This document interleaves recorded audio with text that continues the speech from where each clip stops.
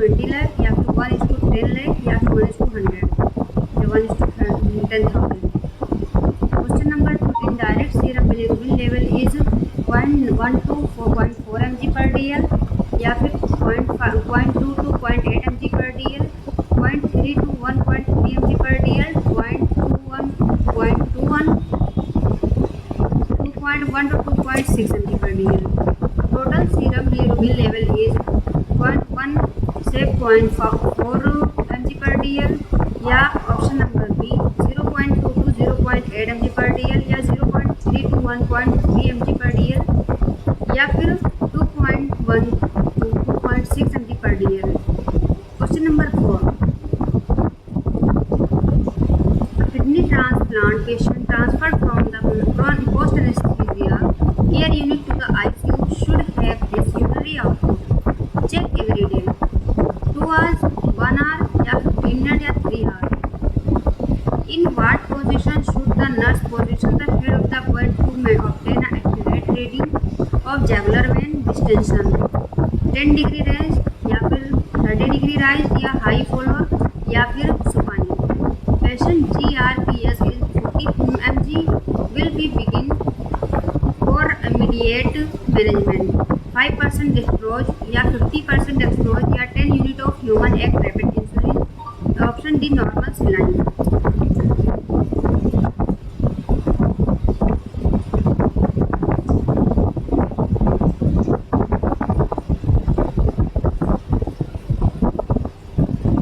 Question number 6. A patient GRPS या question number 7. A patient receiving antibiotics therapy complain of ringing in the ear. This ototoxicity is caused by damage to which cranial nerve? 4th, 8th या फिर 7th या फिर 9th. Question number 8. Serum glucose level during diabetes mellitus is about 50 mg per dl या about 100 mg per dl, 90 mg per dl, about 200 mg per dl.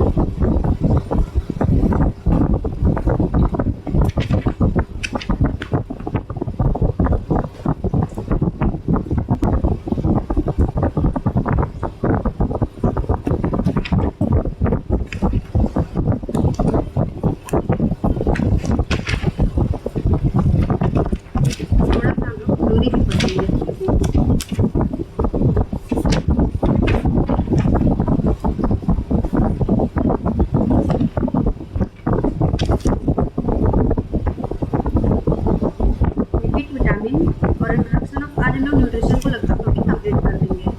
Introduction to nutrients nutrition lipid या fat बढ़ेंगे या protein. तो चलो सबसे पहले हम लोग प्रोटीन से स्टार्ट करते हैं. 8 4 8 6 4 8 6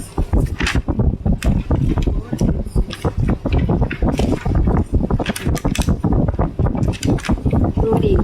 न्यूट्रिशन का इंट्रोडक्शन जो देख लेते हैं. Science of food and its relation to health called nutrition. 6 class of nutrition needed by the human body. Example protein, fat, carbs, the mineral, vitamins and water. ठीक है. न्यूट्रिएंट्स क्या होते हैं? ऑर्गेनिक और inorganic complexes in food called nutrients. Food और lipid that supply the body with the chemical necessary for metabolism. Food और lipid that supply the body with the chemical necessary for metabolism.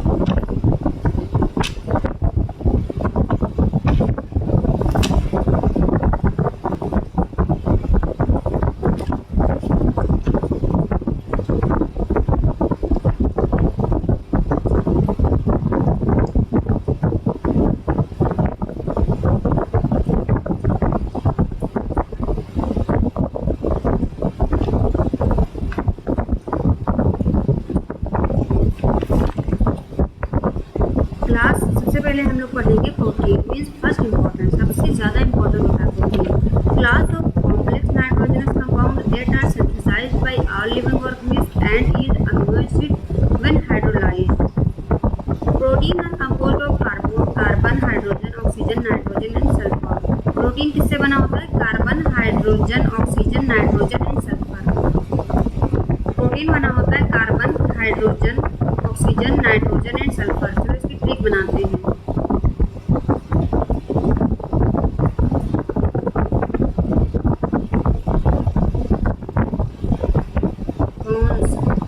कौन से याद कर लो, कौन से?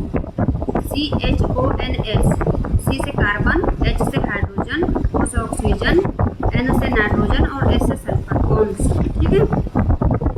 Point number 3, protein constitute about 20% of body weight in an adult. Protein कितना? 20% of body weight in adult. अगर एक इंसान 100 किलो का है तो उसका 20% मतलब 20 किलो क्या बनाता है? प्रोटीन से बना होता है। अगर कोई इंसान 100 किलो का है, अगर हम लोग मान के चल रहे हैं, तो उसका 20 किलो जो वेट है वो प्रोटीन से मिलकर बना होता है, प्रोटीन बनाता है। मतलब कह रहे हैं एक अगर इंसान है, जैसे मैं हूँ, मेरा 20% प्रोटीन से बना हुआ पार्ट है, जैसे कि प्रोटीन के द्वारा हम बने हैं 20%।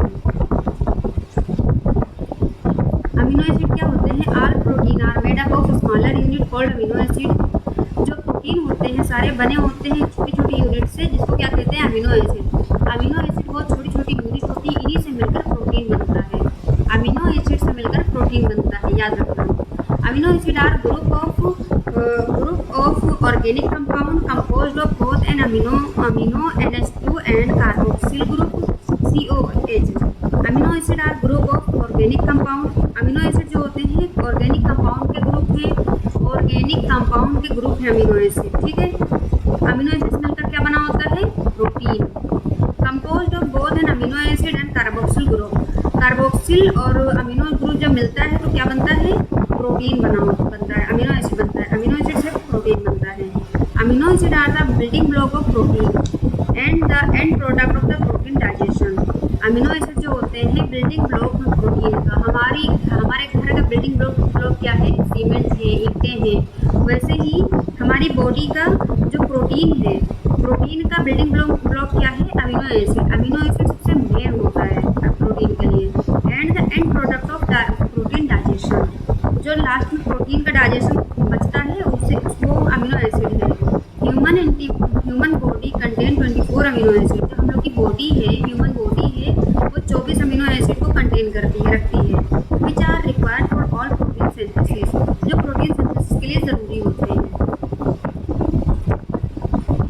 Among 24 amino acid, 9 amino acid are called essential amino acid because body मतलब जो लिवर होता है can not synthesize them adequately, so therefore they must be obtained from diet only.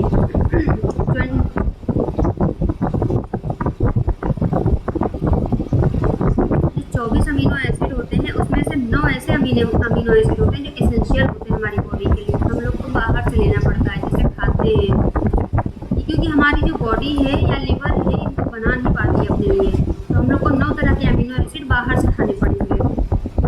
कहाँ से मिलते हैं? कुछ चीज़ें तेल से मिलती हैं, सनफ्लावर से मिलती हैं, ऑयल से मिलती हैं और सिंथेसाइज। ठीक है। सो therefore they must be obtained from diet only. तो हमें जो 9 तरह के अमीनो एसिड हैं ये हमें अपनी डाइट से ही कंप्लीट करने पड़ेंगे, क्योंकि हमारी बॉडी तो बनाती नहीं और ये ज़रूरी भी है। EAA का मतलब होता है essential amino acid are leucine, isoleucine, lysine, methionine, threonine, phenylalanine, valine, histidine और ट्रिप्टोफैन। चलो इसको ट्रिक याद करते हैं जो एसेंशियल अमीनो एसिड होते हैं। LLT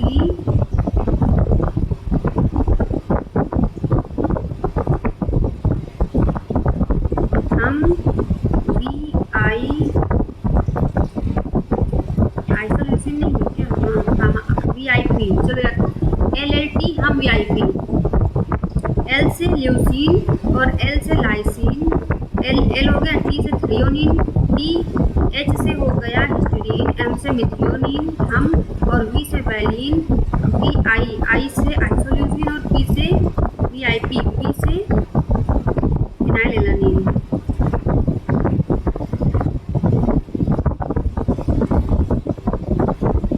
LLT हम VIP। Arginine while non essential for an adult. Arginine जो होता है नॉन एसेंशियल होता है, ये हमारी बॉडी डायरेक्ट अपने आप से बना लेती है। Can not be formed quickly enough to supply the demand of infant and thus its loss and essential in early life।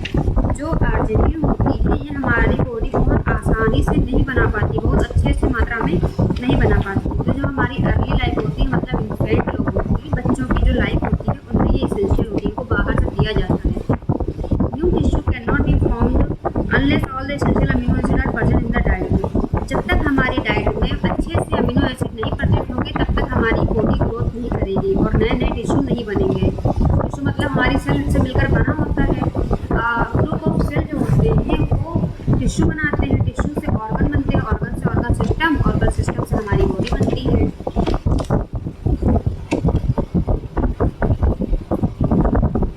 If a protein contain all the essential amino acid according to human need, which called biologically complete again protein. If a protein contain all essential amino acid required to human need, अगर protein में पूरे essential amino acid human की need के according है तो which का biological complete protein. तो हम लोग क्या कहेंगे बायोलॉजिकल तरीके से कि कंप्लीट प्रोटीन। जिसमें 9 तरीके के प्रोटीन होंगे अमीनो एसिड होंगे तो हम लोग कहेंगे तो ये बायोलॉजिकल कंप्लीट प्रोटीन है। If a protein lacking in one और मोर एसेंशियल अमीनो एसिड का बायोलॉजिकल कंप्लीट प्रोटीन। अगर अमीनो एसिड कम है, एक या एक से ज़्यादा, तो हम लोग कहेंगे कि बायोलॉजिकली इनकम्प्लीट है protein. From the nutritional point animal protein in egg, milk and meat are rated superiorly compared to vegetable proteins. Protein in pulse, cereals, etc. Because animal protein are biologically complete, protein means it contain all essential amino acids. जो ये क्या कहना चाह रहा है essential nutritional point के हिसाब से अगर हम लोग सोचेंगे तो एनिमल प्रोटीन जो होती है जैसे कि जो एग में पाई जाती है, मिल्क में या फिर मीट में पाया जाता है, ये ज़्यादा माना जाता है, ज़्यादा इसमें प्रोटीन होती है। किसके अकॉर्डिंग किससे ज़्यादा होती है? वेजिटेबल की जो प्रोटीन होती है, जैसे पल्स में जो होती है, दालों में, सब्जियों में, सब में जो होती है प्रोटीन, इससे ज़्यादा मीट और इसमें एग में और मिल्क में पाया जाता है। क्योंकि animal protein are biologically complete protein, क्योंकि एनिमल प्रोटीन में पूरी सारी तरीके के अमीनो एसिड पाई जाती है। Mean it contain all essential amino acid. Function of protein, protein से काम क्या होता है? Body building, repair and maintenance of the body tissue. क्या करता है प्रोटीन? बॉडी बिल्ड करता है, बढ़ाता है, बॉडी को ग्रो कराता है, रिपेयर करता है। अगर कहीं सेल में हमारी बॉडी में कहीं चोट लग जाए तो वहाँ पे ग्रो कराता है, सेल को रिपेयर करता है, डेड सेल को हटा के नई सेल आती है वहाँ पे। मेंटेनेंस ऑफ बॉडी टिश्यू, और बॉडी टिश्यू को मेंटेन करके रखता है। Maintenance of blood osmotic pressure, blood का ऑस्मोटिक प्रेशर भी मेंटेन करके रखता है।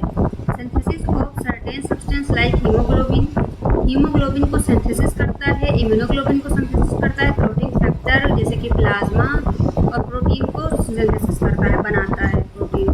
सप्लाई 10 से 20% of total energy requirement 4 kilo calorie per gram, where calorie take in is inadequate. Supply 10 से 20%, 10 to 20% per total energy requirement 4 kilo calorie per gram, where calorie intake is inadequate. Source of protein क्या है? Human obtain protein from 2 main dietary source like animal source और vegetable source. Human जो होते हैं, मतलब हम लोग जो होते हैं, 2 तरह से प्रोटीन लेते हैं। जो नॉन वेजिटेरियन होते हैं वो एक एनिमल सोर्स से ले लेते हैं, और जो वेजिटेरियन होते हैं वो दाल सब्जी से लेते हैं प्रोटीन। जो एनिमल सोर्स होते हैं जहाँ से हमें प्रोटीन मिलती है एनिमल जानवरों से, जैसे कि protein of animal origin are found in meat contain 18 to 26% protein, milk lactalbumin and lactoglobulin 13% protein, cheese, fish and fowl.